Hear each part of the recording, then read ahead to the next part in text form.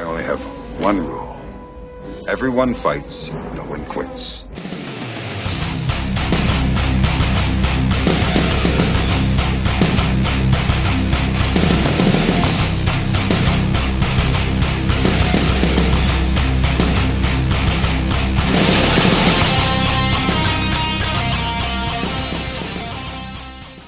Welcome to WTC Squadcast, a podcast focusing on international matters, tournaments, communities, and the World Team Championship.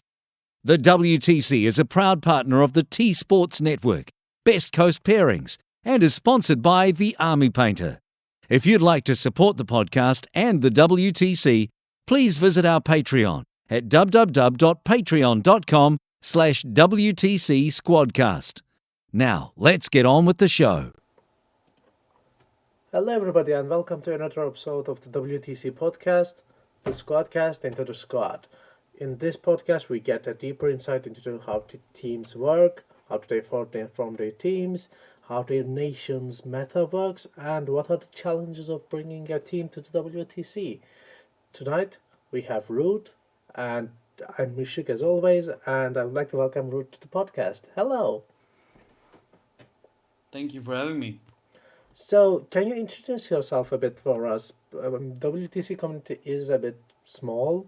Everybody knows everybody, but in case if our listeners haven't attended, I think they'd like to know who you are.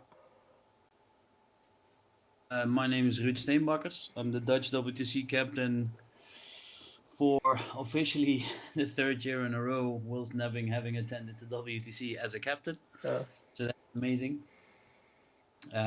Playing Warhammer for about 21 years, and I have attended the ETC twice, Croatia and Serbia, I believe.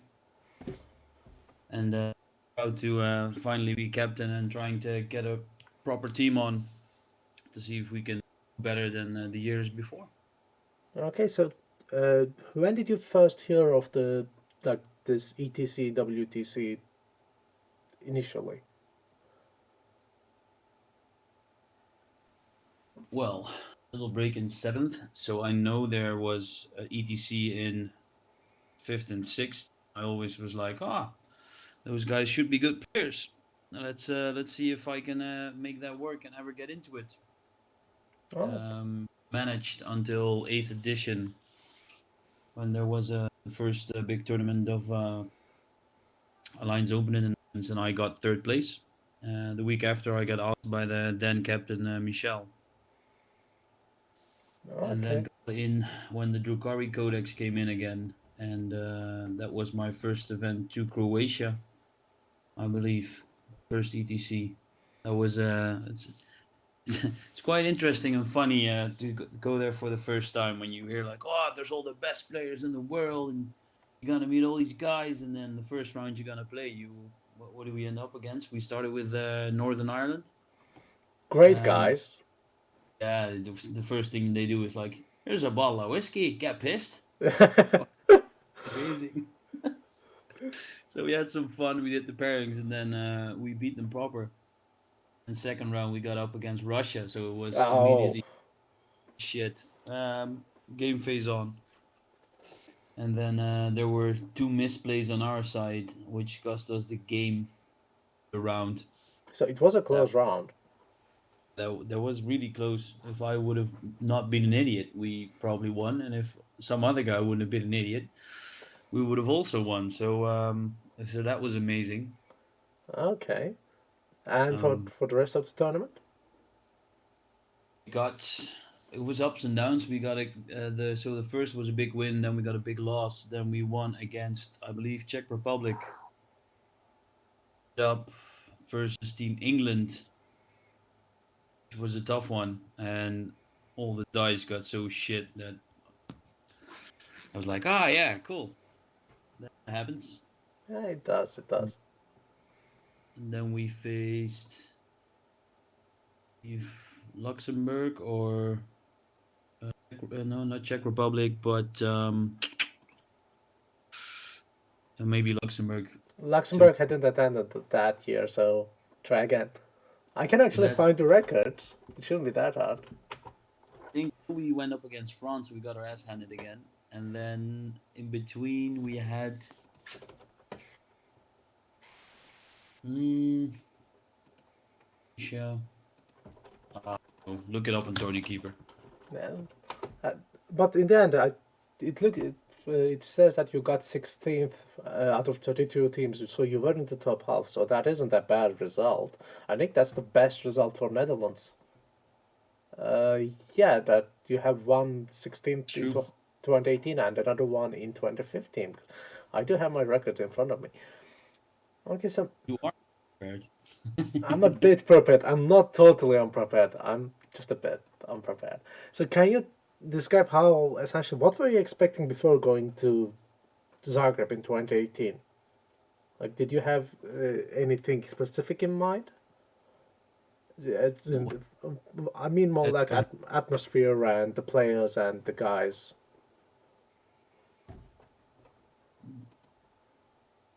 I think for me personally, it was really as in I was pretty doing doing pretty properly that year. So I was quite cocky as a youngster on a W or an ETC back then. So it got handed to me about 3 times. Uh, Put me back down on my feet, so that was good. Atmosphere-wise, I really loved it. It was in a big arena. I think we destroyed about 25 white camping chairs in that event. Uh, They were did decent. did you meet as the Netherlands? Because I know the numbers for the whole event. The total amount of numbers, Yeah. but we crashed a lot of white chairs. All right, all right. That year we broke 90 plastic chairs, by the way, in case you were wondering. Yeah, 400 weight gamers on plastic chairs. See how many you can break when you sit down. It sort of became a challenge after a while, so then we had to find some metal chairs hidden behind a storage. That was fun. That was the stupid joke of the week, right? Yeah. No, but expect where let's see who the guys are, and let's play decent games and see if we can beat it. And to be fair, if we were better, we might have had a better chance. But I think that's operation, right? Train a year to get really decent scores, and then either fall on your face or get a good win. Okay, we are back after our small technical difficulties. We were talking about 2018, and you said you were like, as a youngster of ETC, you were expecting good results. Did and you you got your ass handed back to you. So, what were you thinking after the event? Like, you you Yeah,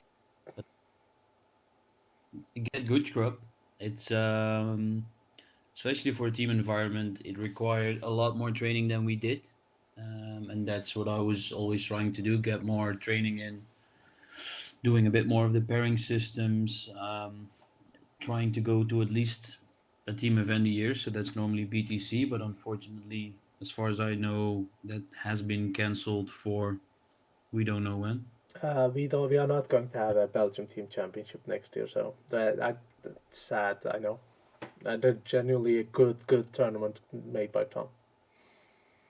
Yeah, so one of the reasons why I'm now trying to get at least a 6-man team tournament for, it's a smaller way, but for 6 teams to get at least a tournament every 2 months, Uh, for us, but also for the other European teams if they wish to drop by or train more with the team. It's good, it's fun, it builds a better team, I believe. for sure. Even if So that you said it was six is too little, but even if it's just four teams and you just do a 3 round tournament in a day, that's major experience and practice compared to uh, an indefinite amount of singles tournaments. Even if you like, it doesn't matter if you do a 10 singles tournament. A single team tournament would give you better understanding of your team and your balance and how you can do in a team tournament. that's one of the reasons because there are some small team tournaments of 4 men nowadays. We get that once a year, but it's especially because since I've been captain, we're trying to do training rounds. So every month Hmm. we gather up a couple of people who want to join, and then we make 6 to 8 man teams. We do a pairing. We send in lists to each other. So we make two groups of one captain, and then make a pairing. During COVID, it was a bit more difficult than we expected, but mostly doing it through Discord or Zoom or whatever, and then make an appointment. So, okay, guys, we got 2 weeks. Make your games, send in the scores, and then we see which team has won, what was doing good, what was doing not good, what got our expectations. Look up some lists from other, for example, TTS tournaments like the Greek Hammer one. So, how Um, how would yeah. you how would you say TTS affected the practice? Like, are you using TTS a lot, or is it just an afterthought? We have, I think we got about 4 guys who actually really know TTS, but I'm an idiot on a computer. So for me, a TTS game takes at least 4 hours. So I either need to practice more, or I just, yeah, I'm more good in a real life table. It's more fun anyway. And for us, the biggest benefit with COVID regarding that wise is that we're a small country, so we could still travel. The government is being a little bit pissy about everything and everything else, but you know, we get to it. And yeah, we So, a lot of my guys also think like, TTS is fun, but we want to play live, and we'll just drive 30 minutes to an hour, and then we start playing again. and it's still, I agree with you fully. Like, TTS it creates huge opportunities. You can play with literally anybody in the world, but uh, well, two things. One, this game is not good enough to play on the computer, in my opinion. I think if I wanted to play a computer game, there are better ones out there. And two, the social aspect and the real life, the touching the models, that is that is what makes 40K 40K, and what makes WTC having a single location with all those people is what makes it important, what makes it valuable, in my opinion. Yeah, and meeting up new and old friends. I mean, every time you go to a WTC or to a foreign tournament, you meet new people, and then you see some friends you played against. Or I just came back from the Coventry Super Major. Happy to see Manny and Malik again, for example, and then meeting, I believe, Greg in the last round when I have played against him in Bournemouth 2 years ago. I was like, ah, fuck, Greg, good to see you again, buddy. Let's see if I can kick your ass again. And then, yeah, fun Well, times. And then you meet people as were well. were you able to kick his ass again? Was able to kick his ass again, and he's gonna Ah, blame lucky hands on rolling again, probably. But that's fine. well, you keep the It's tradition alive. man, just being a dick and have luck with dice. That's my stick. Yeah. All right. Ask anybody. No. Look, let's keep this discussion a bit slightly above board. Like, I, I, I want to keep this channel going for a bit. Let's at least keep it slightly family friendly-ish. So, I agree with you fully. By the way, it's meeting the people that's what matters. That's what is valuable. And Definitely is, especially times it's good to see people again and have chats and have fun and meet up, having a drink, having some food together, socialize. It's good. you mentioned that you kept the practice games going, which is good. So, were you able to form a team? Like, do you have a, essentially, more importantly, how do you plan to form your team, even if you did or not? How do you plan to form the team Netherlands? So when I became captain, I wanted to make some some rules or yeah, like regulations and a format to if somebody wants to join, what we will expect from you, how it will work. And then I saw, I believe, Team Scotland's, yeah, we call it statutes, just the regulations and rules for the WTC team. Mm-hmm. And the guys were kind enough to lend it to us, so we gave our twist to it, and then made a big file out of it. Then asked everybody who I knew who was competitive if they wanted to join, and then asked for their scores for the last 2 years, especially during COVID because we didn't have a lot of tournaments. Got a formula to add scores, a little bit like the ITC but differently, and then make a Dutch ranking. The top three will choose number 4 and 5. Number 1 to 6 choose number 7. Number 1 to 7 choose number 8, and then we choose two backup players. We decide on a vice captain and a coach, and then we have a team of 11 guys for now. Okay, so Um, go on, please. so, I didn't want to cut you off. um, we built the team, was pretty was doing pretty fine. Then WTC got postponed to October. Then it got cancelled again, unfortunately. And now we notice that there's a little dip in it. When you're building up to an event for 2 years, motivation's getting a bit down. But I believe that's always a little bit at the end of the year in the WTC team because it's still 8 months away and we still have time and there's the holidays coming and people need family time, which is all very understandable. Mm-hmm. But yeah, I believe in January it will pick up again, especially with the tournaments I'm gonna try to host, and build some teams, have fun, and yeah, get our stuff together and kick ass. All right. So I have some questions because this is not a critique or anything. This is actually me being curious. How do you plan to overcome, let's say, your this in this hypothetical situation, if your top three all plays the same or like your top players play a same faction or have same pool of factions, like do you Yeah, have do you have how do you plan to essentially diversify the list to fit the WTC requirements? yeah, challenges. Fortunately, our country is small enough that we have a lot of guys playing different armies. Oh, I also try to steer people in at least playing two armies or knowing two armies and then borrow models from teammates, friends, whatever is handy. Um, for example, I play all of the Eldari armies. I got, like everybody else, a big marine collection. Um, I'm multifunctional. We have some guys who only play one army, but maybe they're not in the top 3 or top 4, but they're always a good defender or a good attacker, which has a weird faction, or like some people like to call it their faction master in a specific army. That's always, or sorry, it's also a way I try to pick the team.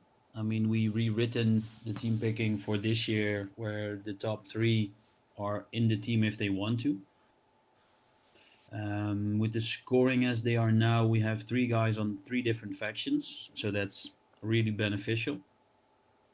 And from there on out, we will just try to steer into picking number 4 with the top 3, and then I will select a number of people, which I then present to the top 4. And from those, say 8 to 10 people, they will choose another 4 people to join the team, and that will take up to 2 weeks. So last year we picked it all in a weekend, which was interesting and funny because it was all through phone calls and Zoom meetings and Discord. all right. Okay.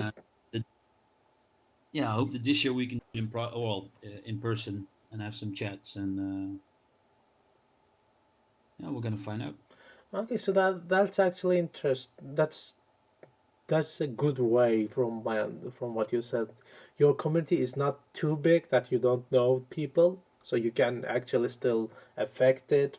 Play talk with the players, know the players to a certain degree. So there won't be three people that there won't be essentially like the top players will not be all good players who are playing just a faction. They're just the flavor of the month. Yep. So okay. Orcs. In this case, it's orcs. In a few weeks ago, it was AdMac. Several weeks ago, it was Drukari or whatever, which which are all ninth edition codexes. Surprise, surprise. Yeah, that's not a big surprise, and if you look at the orc flyers, they're insane. But let's wait a couple of months, and it should be all right. Fingers crossed. I'll Yeah, say. yeah. Um, Hopefully the end of the year FAQ or patch or whatever it is will be solving the issues. Amen, brother. Amen.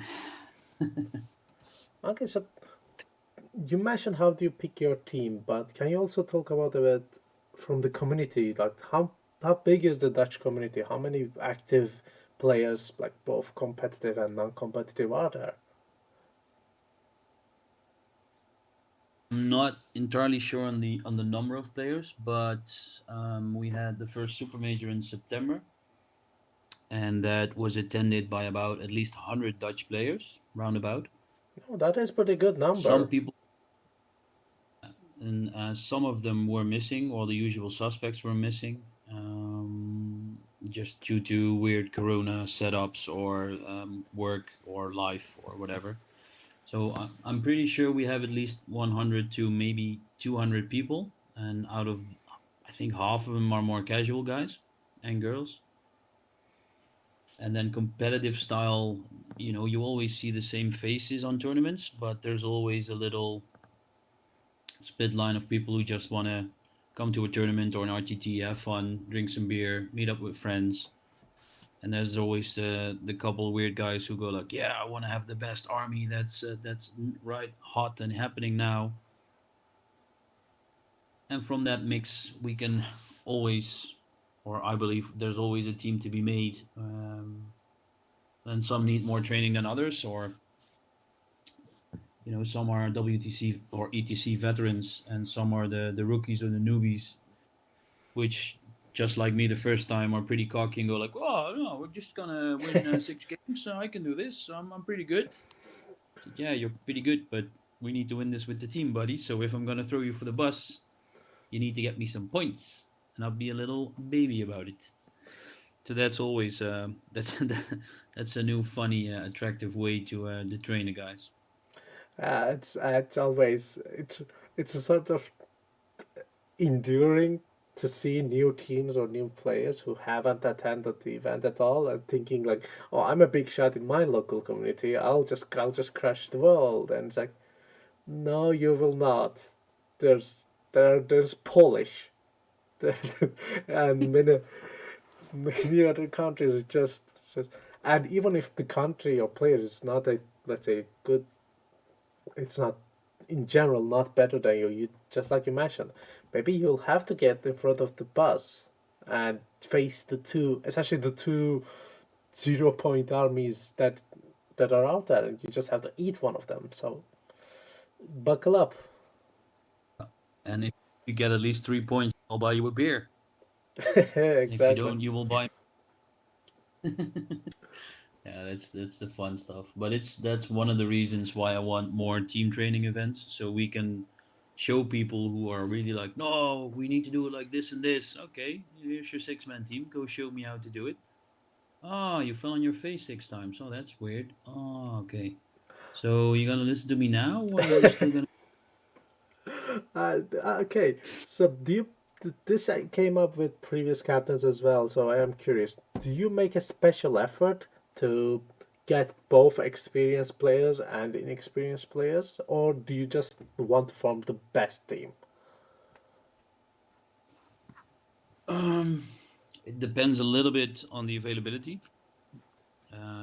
At the moment, I think we have a healthy mix of 50-50. So That is good. From team from last year had I think four vets or people that at least been once to the ETC, and half of them never been.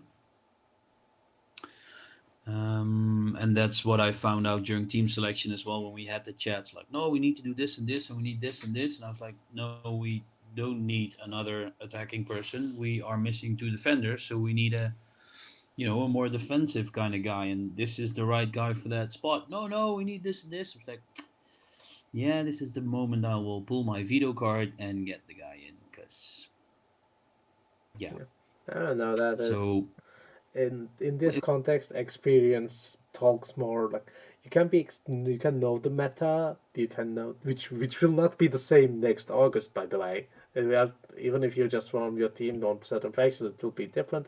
But there are timeless knowledge where only captains actually know about about getting the best out of a team.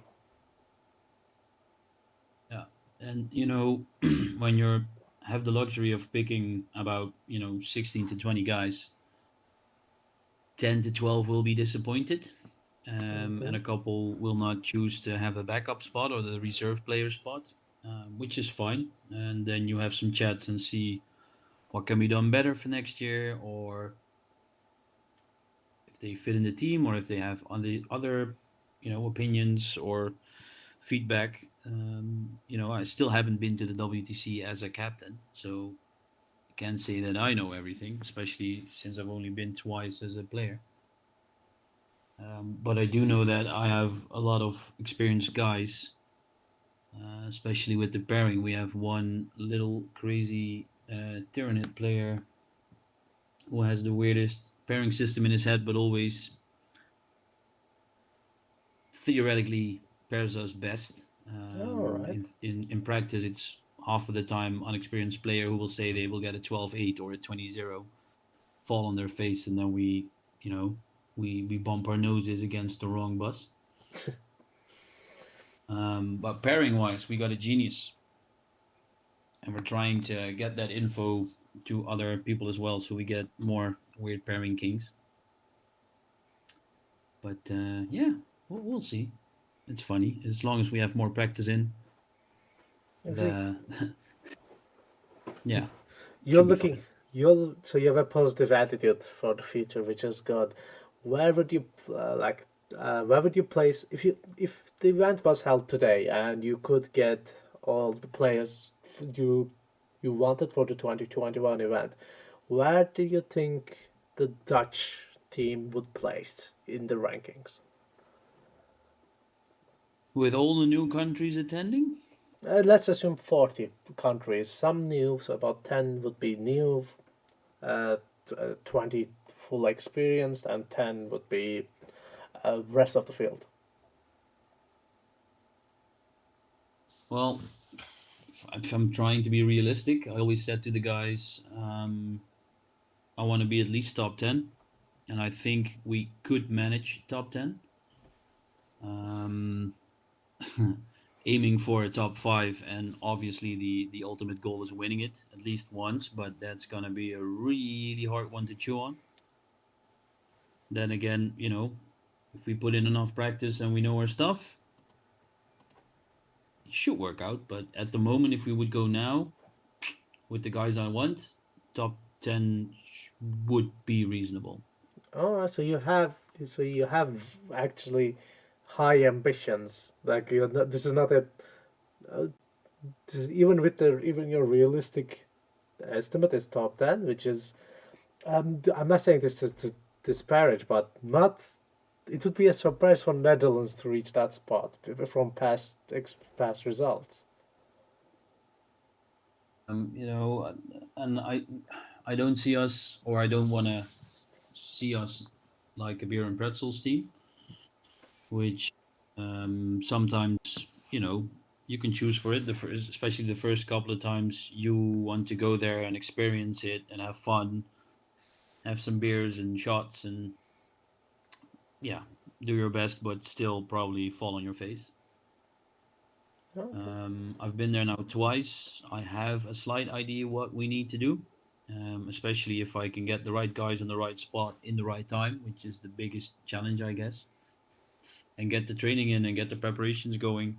But if we're prepared and if we can do the pairing tricks that we usually do, yeah, I'm really confident. I mean, the last time we were really doing our best, we got fourth at BTC by I think 6 points Hmm. on number 3 and 10 points by then. What was it? The English Lions. We faced them the last round, and on 3 points, we just didn't draw against them. So yeah, I mean, if I look at it, we could do it. Yeah. It Pro- just needs a lot of effort and a lot of time. But yeah, like I said, top 10.